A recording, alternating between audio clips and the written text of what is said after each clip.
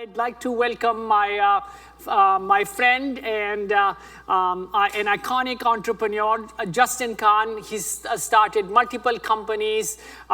He's now building one of the most important companies in Silicon Valley, Atrium, disrupting legal. Please join me in welcoming Justin.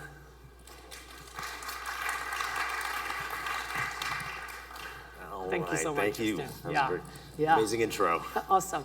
No, thank you so much. Yeah, no intro does you justice. So Justin, tell me. I mean, you've started 4 or 5 iconic companies: Kiko, Twitch, Justin TV, Social Cam, and now Atrium. So tell me, walk us through your story. And last but not least, you were class number 1, cohort number 1 at Y Combinator, and what an amazing cohort!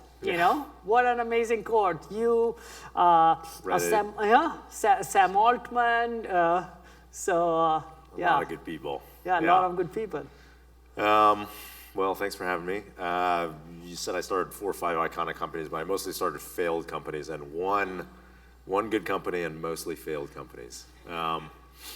So I like to say serial entrepreneur is just like someone who fails a lot before they figure it out. But we luckily had a pretty amazing journey. I feel very blessed, actually. Pretty lucky. I guess quick 30 seconds on me. I got started in entrepreneurship back in 2005. I was an undergrad at Yale, and then I found out about Y Combinator, and my co-founder Emmett and I applied to the very first batch of YC, and luckily we were accepted, and we showed up, and I remember back then YC was not a very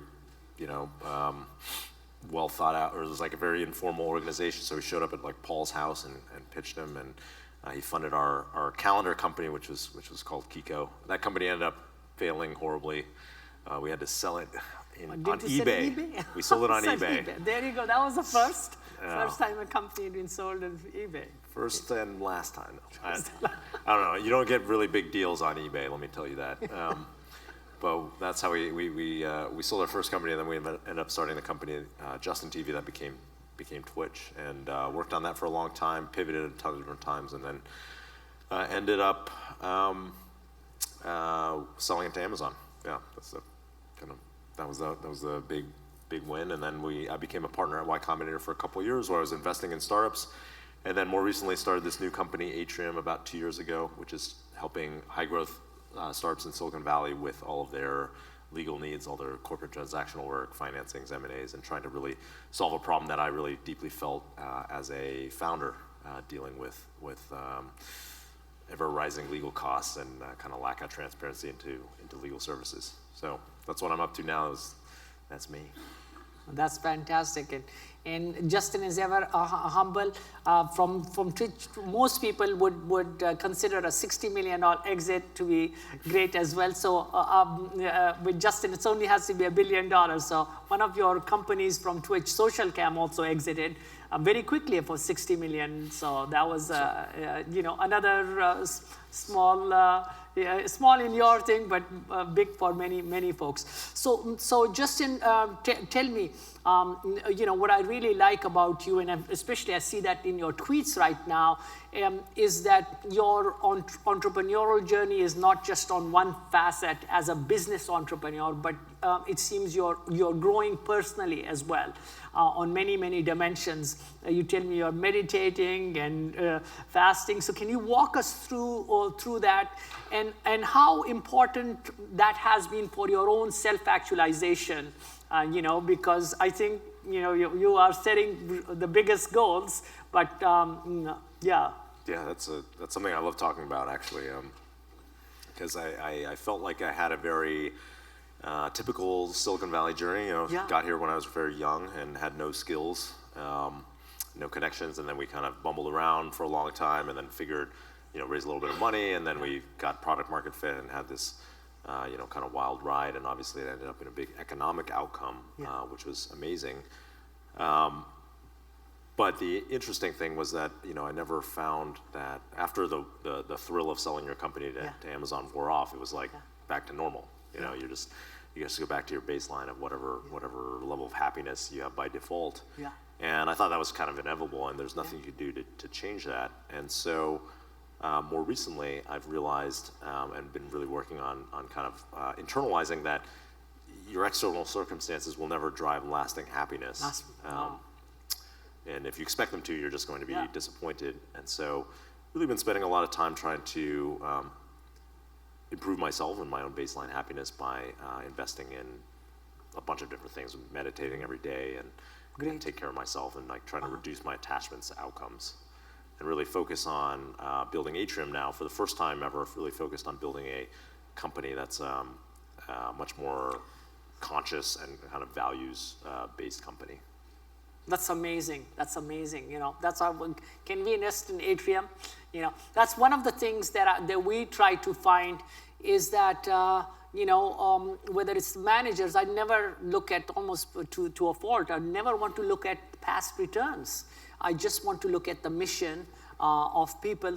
Actually, returns and outcomes are a byproduct of the mission and values. So and so often we forget that it's actually the mission driven. The missionaries eventually win, not the mercenaries. Yeah, it's interesting because this latest startup really taught me that because we started about 2 years ago, and the first year, the whole time I think we had a pretty good plan in the beginning, and it's grown pretty well in the last 2 years. It went from 0 to now we're about 150 people, and about 400 clients use Atrium every month, and so it's scaling pretty well. A lot of our core assumptions at the beginning were right about how we could fix this market and attack the market.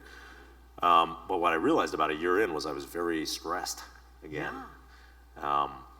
And I was stressed out every day, and I felt like a lot of pressure, and I felt pretty bad about what was going on, even though things were kind of objectively, or like from the outside seemed to be going well.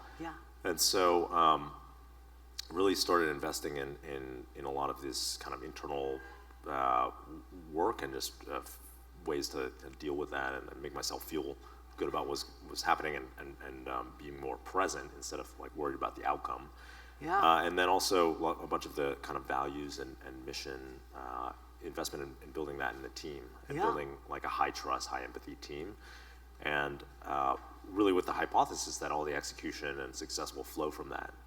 And I guess it remains to be seen whether that will work because we're not yet successful, but I am very confident that it's the right direction and where I like the kind of company that I want to start. Yeah, and that, like we were talking about this, I think it's all it's all in the journey, right? It's not the outcome, it's the journey. So Absolutely. Yeah. So maybe switching gears. I know everybody's been reading about Atrium, but can you explain it to us, the thesis that you went to? I think you worked with Augie Ragau to get the thesis going, and how it's played out, and what is it you're disrupting? And we know you're disrupting the legal field, but why it hadn't been done before, and why you're one of the pioneers there. Sure. So Atrium came out of my own experience as what I like to call an involuntary power user of legal services. As I was a founder and then investor, everything I wanted to do involved paying lawyers something, whether it was raising money or eventually large M&A or making an investment. And so there were some parts about that I really liked. Well, I didn't like the paying part, but I liked when I felt like there was an expert who had a lot of experience who could walk me through a difficult situation. And then there were a lot of parts I didn't like about the process, particularly around there was a lack of transparency or project management. I oftentimes felt like opening the legal bills was like playing Russian roulette. And so it came out of this conversation I had a couple years ago where I sat down with a partner she was at Wilson Sonsini at the time, and I was just asking her, why do these law firms that serve the biggest kind of technology companies in the world, they don't use any technology themselves? And that turned into this investigation, which really revealed, it's kind of obvious in retrospect, law firms are out there, and it's a big business, it's hundreds of billions of dollars of corporate legal in America. if you include like internal legal departments as well. And there's very little incentive for them to innovate, right? Because there's an agent, principal agent problem. Right? You have these like law firms where they charge you on an hourly basis, and when you charge on an hourly and with a margin on that, you don't actually you're not incentivized to reduce the amount of time that you take, to do things. It's kind of like government contracting, and so we felt like we could solve that problem by changing the business model and moving everything to a kind of fixed pricing, quote upfront pricing or subscription pricing business model, and then building technology to reduce the amount of work and the amount of time that lawyers spend on doing basic stuff. And so that's the core hypothesis that we launched with. That was about 2 years ago, and now we're serving a bunch of companies in Silicon Valley and helping them with all of the things that they need to do. So one of the things, major things that companies do here is raise money. Raise money, that's great. So where all of you come in. And so far we've helped Atrium clients in the last 2 years raise over $1 billion, which was a pretty cool milestone for our team. And, wow. Yeah. Wow, that's amazing. Now, I know, you have built a lot of consumer companies, and now you're building the first B2B company. So what have you learned? And do you like B2B better? I know you have some thoughts on this. You did a blog post, but what have you learned? And do you like B2B better than B2C? Well, I think that, people were very surprised. I was like, Yeah. okay, I'm going to start this law firm, and lots of my friends, after going from Twitch, or I started a bunch of other failed consumer companies too. People were surprised. They were like, "Oh, you started such a fun company before. Like, why do you want to, do this like this business where you're going to be working with lawyers all day?" And I think that it really comes down to when you're early on in your career, you want to take a lot of market risk because you have no skills, right? But it's like your ability to create the next Twitch or Snapchat is just like, it's basically a lottery ticket. You're like equally as likely as like anyone else. Yeah. But once you do have skills and connections, access to capital, then you want to take no market risk and want to shift over to taking as much execution risk as possible. Because I tried actually creating some consumer companies after Twitch, and it turns out like they didn't work because I'm probably like actually less likely than someone who's the 22-year-old Justin to create them, because I'm less like in the zeitgeist of like what's popular now or what people want to do. It changes very fast. Yeah. Now I'm like an out-of-touch rich guy. So like I don't have any ability to think of the next Twitch. But I do have a lot of skills on executing, having done startups for so long, and so for something like Atrium, where there's a very clear market need and you just have to execute it better, that was kind of like seemed like a better investment for me. Yeah.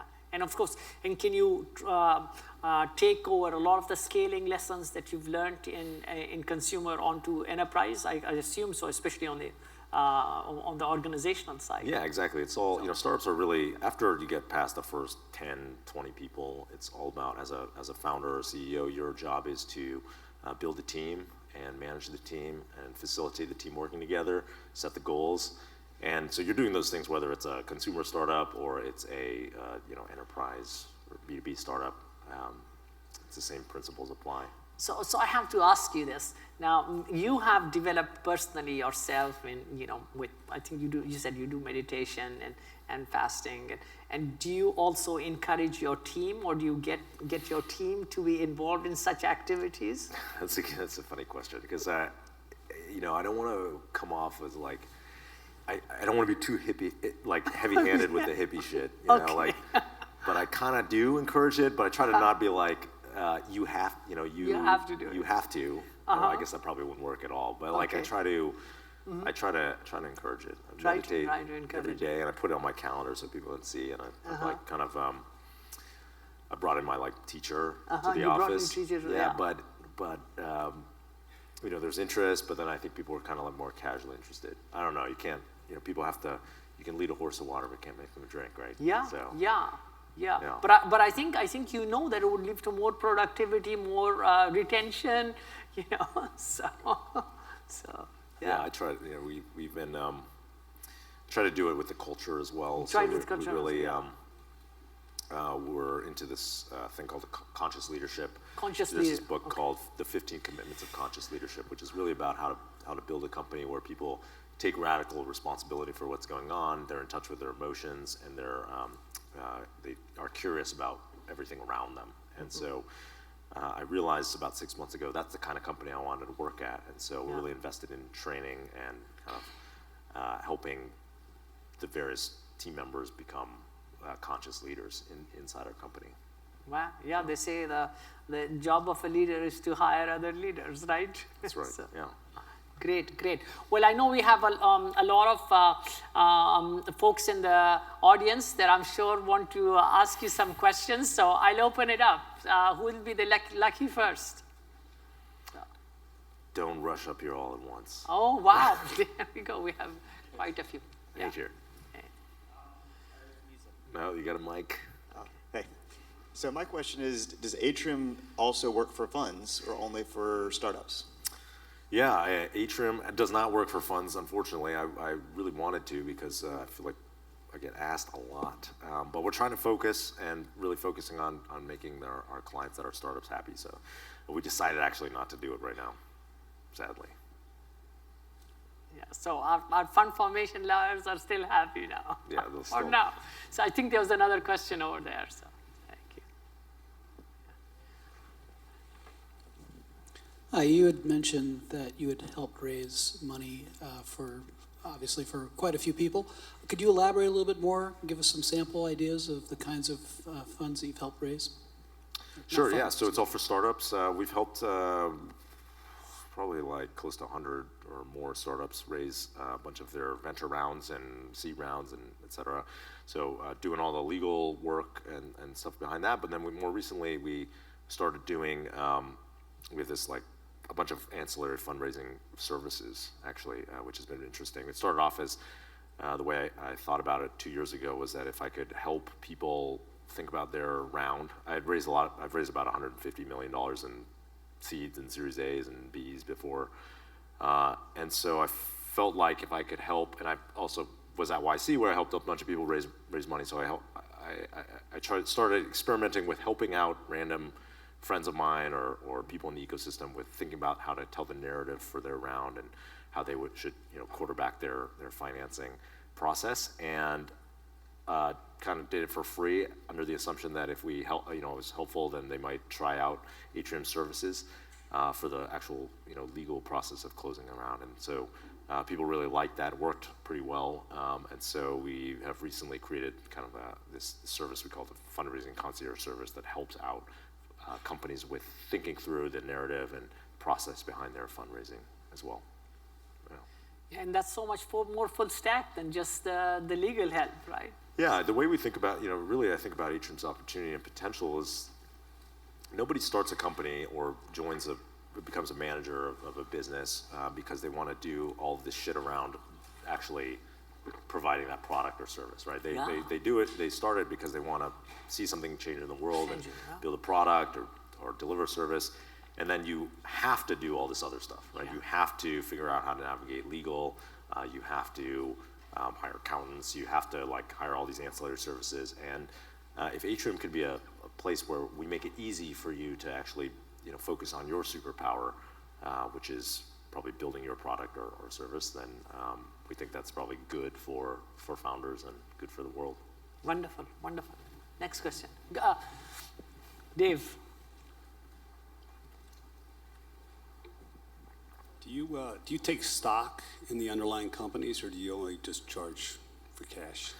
Yeah, so that's a great question. We do just charge for money right now because I wanted to prove that this business works not in a bull market only.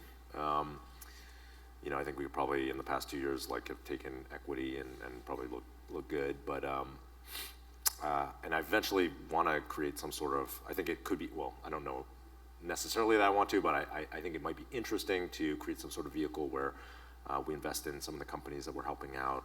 That's been, a lot of the companies ask us, but we're not doing it yet, part of staying focused. That's what I'm trying to convince Justin for the last 3 years. So we should have a Atrium fund. One day. You get a mic. Yeah. Hey, Justin. We had a couple of questions and comments yesterday that were asking about different metros, both in the U.S. and around the world, and wondered if you had any comments about, what the market is today for starting a startup in San Francisco, both as, from an entrepreneur and from an investor, and whether you see other metros in the U.S. or other metros around the world that are interesting as well. Yeah, that's a good question. I think that, like, a couple of years ago, I remember having a dinner where I said my contrarian idea, I guess, was that maybe it's like not the right place to start. This is not the best place to start a company anymore. And kind of believing that more and more. It's super expensive here. Like to live here. Basically, San Francisco and the Bay Area in general is an exercise in like paying out rent seekers, right? Because these companies like Atrium are raising like more and more money, and then office space, and they pay, it all trickles down to like paying office and paying salaries, which mostly go to paying rent in the Bay Area. And I'm no longer convinced that this is like the best place. I mean, there's like a huge amount of intangibles it's hard to measure around like, the serendipity of being here and being able to exchange ideas with really smart people. But I think that most people, like a lot of the kind of gains of people, or like a lot of the talent that people think is here is actually working at like Google and Facebook. They're not working at startups. And so I think it might be, the balance might have shifted. And if I wasn't building Atrium, which really is a company that services startups, which, this is the epicenter, I think myself, I would consider going somewhere else. I'm on the board of this company called Bird, a scooter company. It's doing tremendously well, and they're based in LA and have this access to this, much different talent market there at a much different cost profile across the board because of it's a different geo. Great. Well, thank you so much, Justin. Right. Please. Thank you. Please. Thank you so much. Thank you for doing it.